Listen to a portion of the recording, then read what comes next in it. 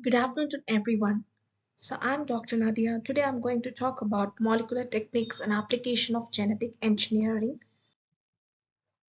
In this topic, we are going to study about radioactive and non-radioactive probes. Coming to radioactive probe. What is radioactive probe? It is a one kind of molecular tools which is that use radioactive isotope to label specific molecules such as DNA, RNA, or proteins. So these probes are particularly useful in molecular biology and genetic research for various applications, including nucleic acid hybridization, gene expression studies, and protein detection. Radioactive probes are the single-stranded DNA or RNA fragments with radioactive tag. Radioisotopes are used in preparing radioactive probes.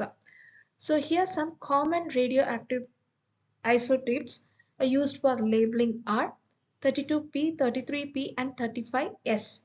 So moreover, radioisotopes like 3H and 125I are also used to lesser extent in the labeling of probes.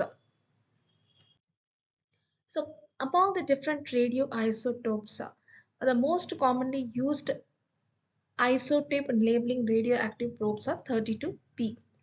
So the radioactive probes provide a higher degree of reliability and specificity. Hence, they provide maximum sensitivity and allow accurate quantification of target sequences. However, there are several disadvantages associated with radioactive probes. They have short half-lives. Moreover, they are hazardous and production, use and disposal are problematic when handling. In addition, radioactive probe preparation is costly process. Therefore, due to the safety issues and cost, radioactive probes are not used as non-radioactive probes nowadays. So here are some key points about radioactive probes. So first is isotope labeling.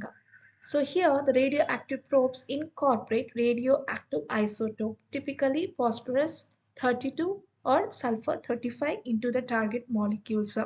So yeah, these probes can emit some radiation. And coming, it is also a sensitivity because it can detect even trace amount of labeled molecules. So hence this sensitivity is useful for detecting low abundance target.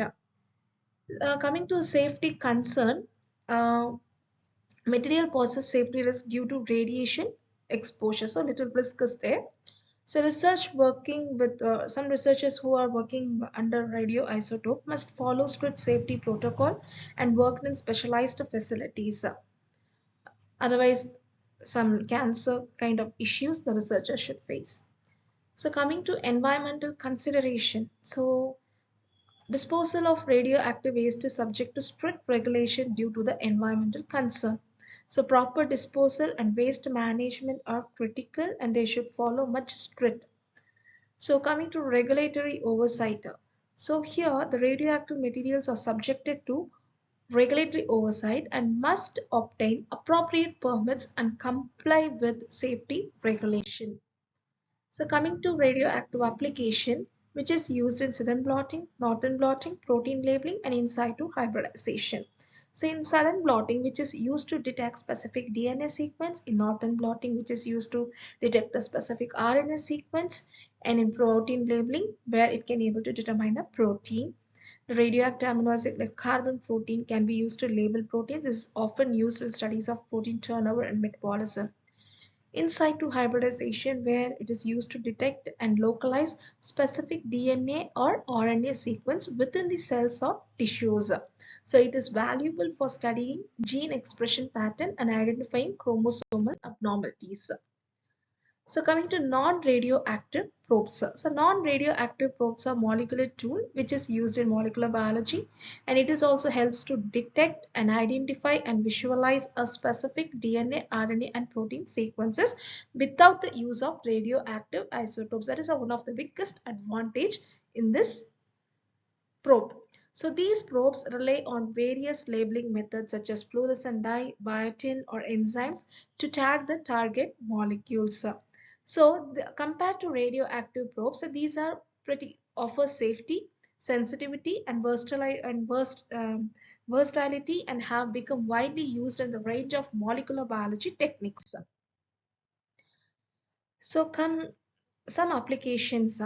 So it is also used as in fluorescent probes, like in the experiment called FISH, that is fluorescence in situ hybridization, so which is used to detect and visualize specific DNA and RNA sequence in fixed cellular tissues, and it is widely used in genetics and cytogenetics to identify chromosomal abnormalities and especially gene mapping, and it is also used as biotinylated probes. So biotin, streptavidin detection. Biotin labeled probes can be used to tag DNA, RNA, or protein. The streptavidin, a protein that binds tightly to biotin and which is often used to detect and amplify the signals. So this method is utilized in the technique like southern blotting, northern blotting, and western blotting techniques. So it is also used in Dick oxygenin probes. So in situ hybridization, Dick labeled probes are used to detect specific RNA sequences, and they are detected with anti-Dick antibodies which is conjugated to enzymes such as alkaline phosphatase or horseradish peroxidase. And it is also used for to study about gene expression. So coming to enzyme labeled probes. So here also this non-radioactive probe plays a significant role. So here there is one of the important most significant technique called as ELISA. So that is nothing but enzyme linked immunosorbent assay. So it is commonly used to quantify the presence of specific antigen which is present in the protein sample. So here enzyme like horseradish peroxidase and alkaline phosphatase generate a color or luminance signal either the specific antigen is present in the protein or not. So another one is Stackman probes. So here also it is used in this Stackman probes generally used in real-time PCR where they can quantify the amount of specific DNA sequences. So they also contain a fluorescent reporter dye and a quencher, so which are separated upon probe cleaving during PCR amplification. And coming to DNA microprobes, so it is also called as microarray technology. And here the non-radioactive probes typically fluorescently labeled or used in DNA microarray to measure gene expression levels in the high throughput manner. They allow for the simultaneous analysis of thousands of genes. So it is also involved in protein-protein interaction probes.